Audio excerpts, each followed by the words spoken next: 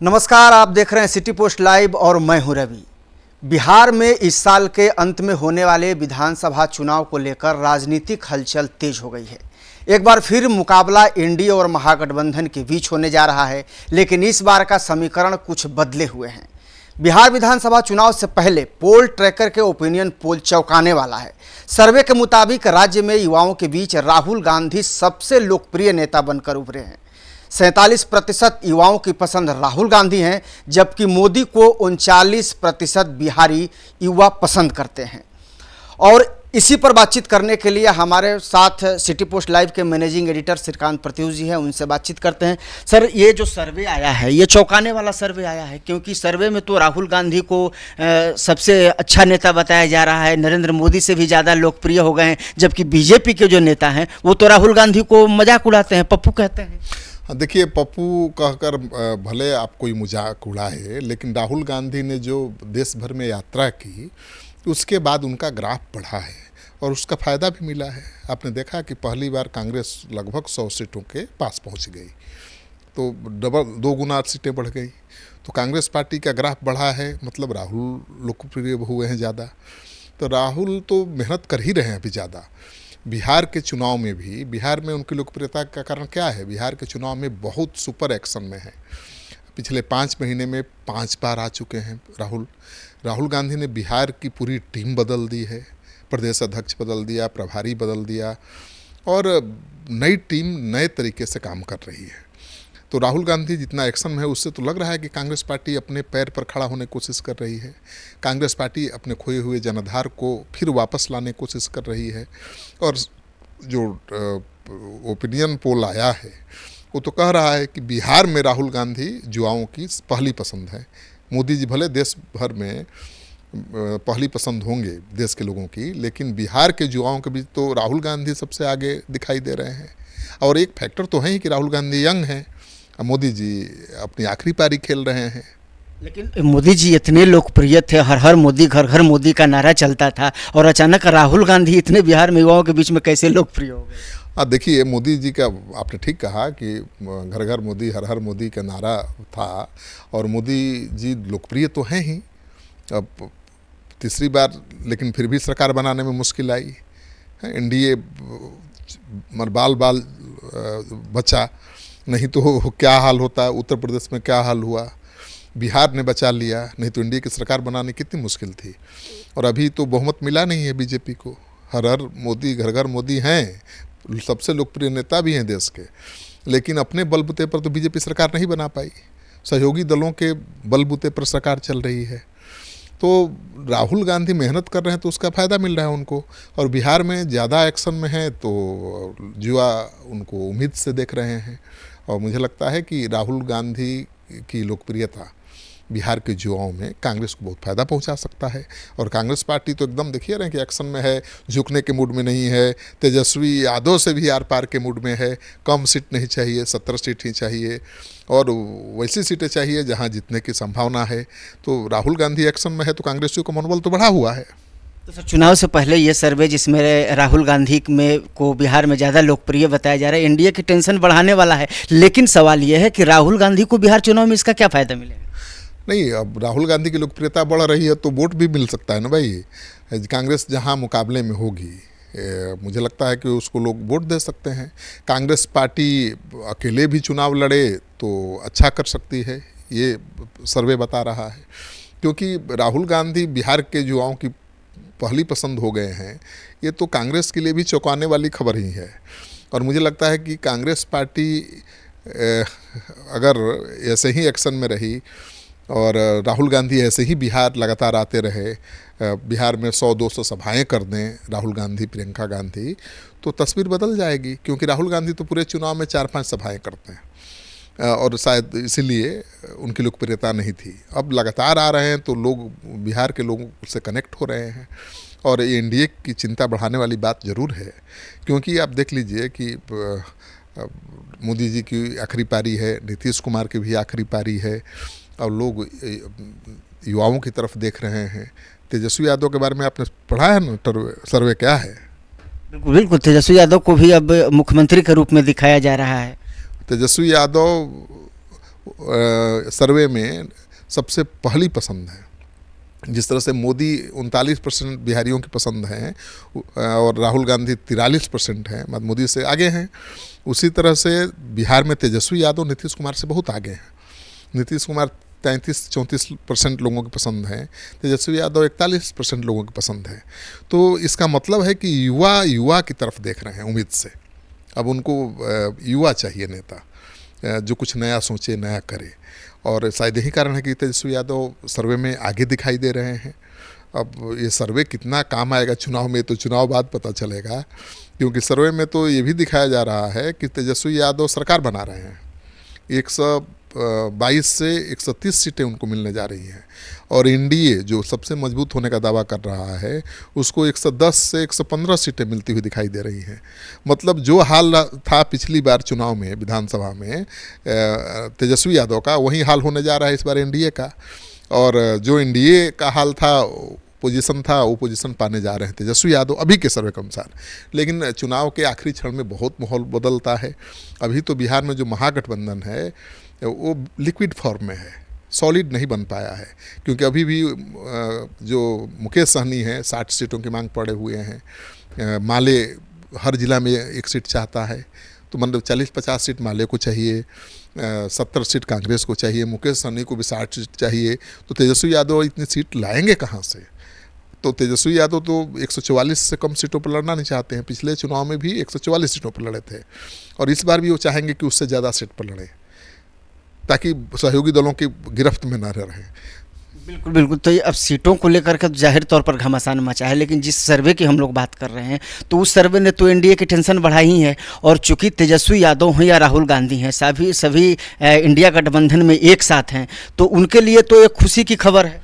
बिल्कुल, तेजस्वी यादव भी बिहार के युवाओं की पसंद है, पहले नंबर पर हैं। राहुल गांधी की लोकप्रियता बढ़ी है, दोनों का गठजोड़ है, साथ में चुनाव लड़ रहे हैं, तो दोनों को फ़ायदा मिलेगा। कांग्रेस पार्टी को भी फ़ायदा मिलेगा, तेजस्वी यादव को भी फ़ायदा मिलेगा। तो मुझे लगता है कि अगर इसी तरह से कांग्रेस एक्शन में रही और महागठबंधन सॉलिड रूप ले लिया, गठबंधन में मारकाट नहीं मची, मतलब सब एक दूसरे की मदद करते रहे, तो चौंकाने वाला नतीजा हो सकता है। क्योंकि देखिए है क्या कि नीतीश कुमार जी ने ठीक है बहुत अच्छा काम किया, लेकिन उनकी आखिरी पारी है, उम्र तो बहुत हो चुकी है। अब लोग परिवर्तन चाहते हैं। तेजस्वी यादव की लोकप्रियता ठीक है सर्वे में दिखाई दे रही है, वो सच है, हो सकती है, क्योंकि युवा हैं, युवाओं की पसंद हो सकते हैं। लेकिन उनके कंधे पर एक लालू राबड़ी जी के राज का बोझ भी है। मतलब जिसे एनडीए वाले जंगल राज कह के बार बार याद दिलाते हैं, वो 20 साल पहले की परिस्थिति की याद दिलाते हैं और वो उसी की दुहाई देकर चुनाव जीतना चाहते हैं। लेकिन आप 20 साल पहले के लालू राबड़ी के जंगल राज की दुहाई देकर कितना दिन तक चुनाव जीतिएगा? आपको भी दिखाना पड़ेगा कुछ अलग, और एंटी इनकम्बेंसी फैक्टर तो हर जगह काम करता है। तो मुझे लगता है कि एनडीए के साथ एंटी इनकम्बेंसी फैक्टर काम कर रहा है, और मुख्यमंत्री नीतीश कुमार से ज़्यादा लोकप्रिय तेजस्वी यादव का सर्वे में आना, ये एनडीए की चिंता बढ़ाने वाली बात है। राहुल गांधी जिस तरीके से टेस्डी अपना रहे हैं, और आपने हालिया दिनों में देखा होगा कि वो दरभंगा में भी सभा किए, राजगीर में भी सभा किए, और जिस तरीके से उनके भाषणों का अंदाज था। और सबसे बड़ी चीज़ है कि राहुल गांधी ने एक नई टीम बनाई जिसमें कन्हैया कुमार को आगे किया। तो कन्हैया कुमार कभी एक्टिव होते हैं, कभी लापता हो जाते हैं। हाँ, कन्हैया कुमार का बिहार में आना बहुत बड़ी बात थी, और कन्हैया कुमार ने यात्रा भी शुरू की यहाँ पर रोजगार और पलायन को लेकर। यात्रा अच्छी भी रही, अच्छा रिस्पांस मिला, लेकिन कहा जाता है कि तेजस्वी यादव को कन्हैया कुमार का आगे आना पसंद नहीं है। कन्हैया कुमार युवा नेता हैं, तो तेजस्वी यादव उनको चैलेंज के रूप में देखते होंगे। अब जिस तरह से राहुल गांधी की लोकप्रियता बिहार में 5 बार आने से बढ़ गई युवाओं के बीच, तो कन्हैया कुमार अगर लगातार एक्शन में रहेंगे तो उनकी लोकप्रियता भी बढ़ सकती है। तो चुनौती किसके लिए होंगे? तेजस्वी यादव के लिए। तो एक बार एक्शन में नज़र आते हैं कन्हैया कुमार, दूसरी बार बैठ जाते हैं। लगता है कांग्रेस ने उनको पीछे खींच लिया। अभी भी यात्रा 1 सप्ताह चली, 10 दिन 15 दिन चली, और उसके बाद वो गायब हैं, सीन में कहीं नज़र ही नहीं आ रहे हैं। दोबारा आकर प्रेस कॉन्फ्रेंस किया था, फिर यात्रा शुरू करने की कोशिश की थी। अब यात्रा शुरू हुई दोबारा या नहीं हुई मुझे नहीं पता है, अब ये हाल है। तो आप सोच लीजिए कि कितना सीरियस है कांग्रेस पार्टी। कांग्रेस पार्टी को इस सर्वे के बाद अपने जो कदावर नेता हैं उनको आगे लाना चाहिए। कन्हैया कुमार को आगे करना चाहिए और भी जो दूसरे तेजतर्रार नेता हैं, युवा हैं, उनको आगे लाना चाहिए। तो मुझे लगता है कि ज़्यादा फ़ायदा मिलेगा। लेकिन कांग्रेस पार्टी पता नहीं तेजस्वी यादव के दबाव में है, इसलिए कन्हैया को आगे नहीं कर पा रही है खुलकर, और आगे भी कभी करती है तो लगता है कि दबाव बनाने के लिए तेजस्वी यादव पर उनको आगे कर देती है। फिर बातचीत शुरू होती है तो उनको कन्हैया को पीछे कर लेती है। तो कन्हैया कुमार का क्या रोल है अभी तक तय नहीं हो पाया है।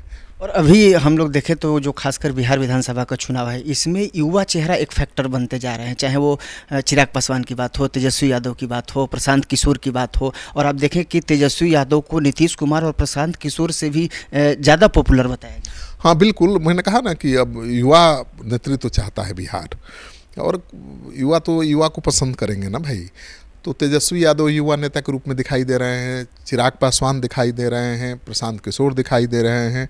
सबसे बड़ी बात यह है कि तेजस्वी यादव एक स्थापित दल के नेता हैं, उनका ठोस जनाधार है। यादव 16%, मुस्लिम 18%, एकजुट और गोलबंद है उनके पार्टी के पक्ष में। ये सबसे बड़ी ताकत है। चिराग पासवान का वोट बैंक उतना अभी नहीं है, 6% के आसपास है, 5 से 6% है, लेकिन फिर भी अहम भूमिका में है, एनडीए के में खास बने हुए हैं। उनकी लोकप्रियता में भी अब बढ़ोतरी हो रही है, और बढ़ोतरी हो रही है सरकार के खिलाफ स्टैंड लेने के बाद से।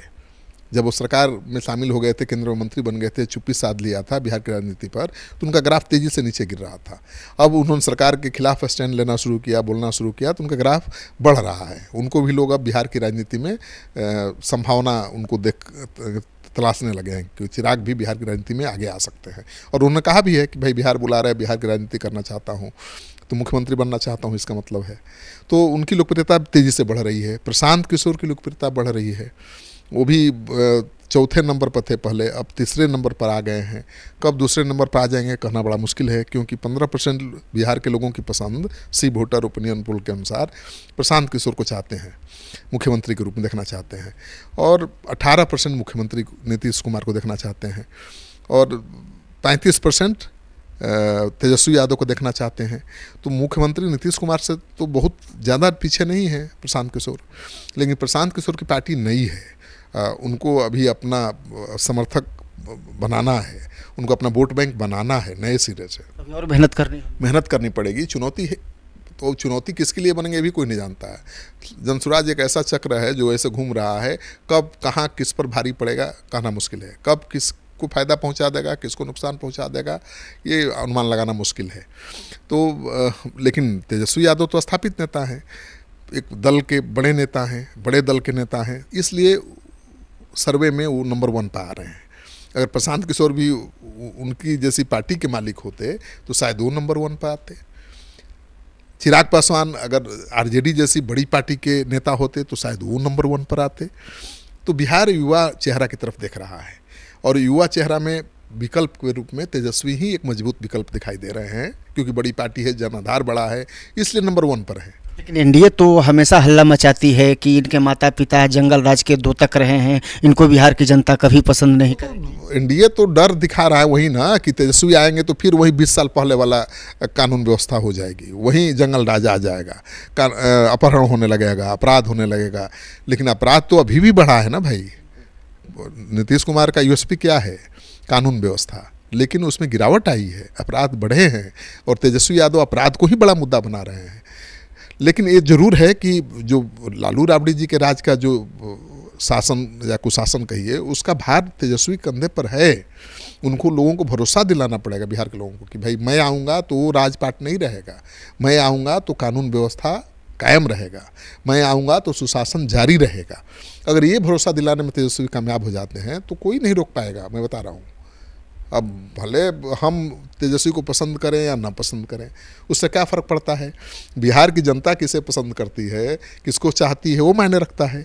तो आज की तारीख में सर्वे में तो चाहे सी वोटर का सर्वे हो या ये दूसरा सर्वे आया है, वो किसका है ये दूसरा सर्वे? सर्वे आया है उसमें भी उसी तरह के कुछ उसी तरह का तो जो भी सर्वे आ रहे हैं उसमें भी तेजस्वी यादव नंबर 1 पर दिखाई दे रहे हैं। तो मुझे लगता है कि पोल ट्रैकर का सर्वे हो या सी वोटर का ईवीपी का सर्वे हो, सब में नीतीश कुमार दूसरे नंबर पर हैं, तेजस्वी पहले नंबर पर है, प्रशांत किशोर तीसरे नंबर पर है, फिर चिराग पासवान है।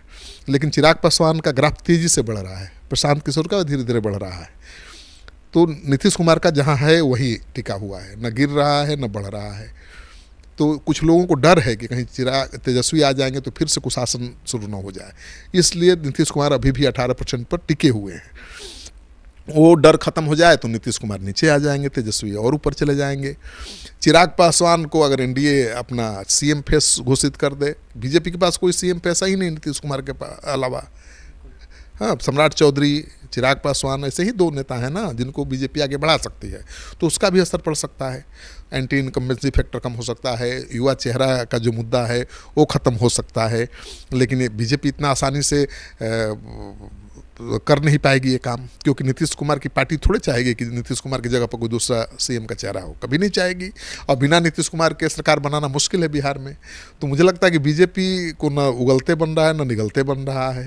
वो नीतीश कुमार को छोड़ भी नहीं पा रही है और साथ रखने पर डर भी लग रहा है उसको। और चुनाव से पहले बिहार की राजनीति में एक ये भी सवाल तेजी से घूम रहा है कि जिस तरीके से एनडीए के जो घटक दल हैं, चाहे चिराग पासवान हो, उपेंद्र कुशवाहा हो या जीतन राम मांझी हो, ये भी तमाम सीटों पर चुनाव लड़ने का ऐलान कर चुके। महागठबंधन में मारामारी मची है सीटों को लेकर, वैसे एनडीए में भी मची है। एनडीए में भी चिराग पासवान के तेवर तल्ख हैं, वो 40 सीट मांग रहे हैं। इधर वीआईपी मुकेश सहनी आरजेडी में दिखा रहे हैं 60 सीट मांग रहे हैं। तो दोनों गठबंधन में रार मची हुई है सीटों की संख्या को लेकर। लेकिन दोनों गठबंधनों के घटक दलों की मजबूरी है वहीं बने रहना।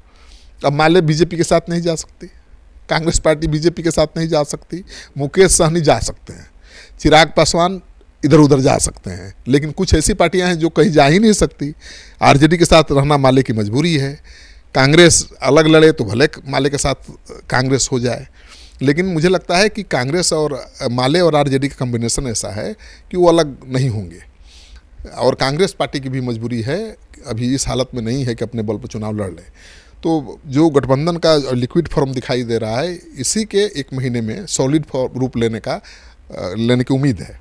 तो बिल्कुल बिहार चुनाव से पहले तमाम राजनीतिक पार्टियों में होड़ सी मची हुई है और टिकट बंटवारे को भी लेकर के किस तरह की उपापोह की स्थिति है तमाम दलों में ये देखा जा रहा है। लेकिन चुनाव से पहले पोल ट्रैकर के सर्वे ने सबको चौंका दिया है, जिसमें राहुल गांधी को नंबर 1 बताया जा रहा है, बिहार के युवाओं में लोकप्रिय बताया जा रहा है। वहीं बिहार में तेजस्वी प्रसाद यादव को भी काफ़ी लोकप्रिय बताया जा रहा है, उन्हें मुख्यमंत्री के चेहरे के रूप में भी देखा जा रहा है।